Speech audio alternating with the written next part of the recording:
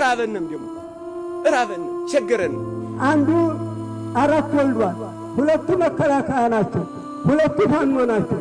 እነዚህን ለማስታረቅ ችግር ሆኖበኛል እያለ አንድ ታሪከኛ የኔን መሰል ሰው ሲያወጋ ሰምቻለሁ። እና አሁንም ቢሆን ይህ ሀገር አንጋጦ የሚያየው አገሪቱን ሰላም ሆና እናንተንና እኛን አስታርቀን ልጆቻችንን እንድንረጋጋ የሚከጅል የሚመኝ አገር ነው።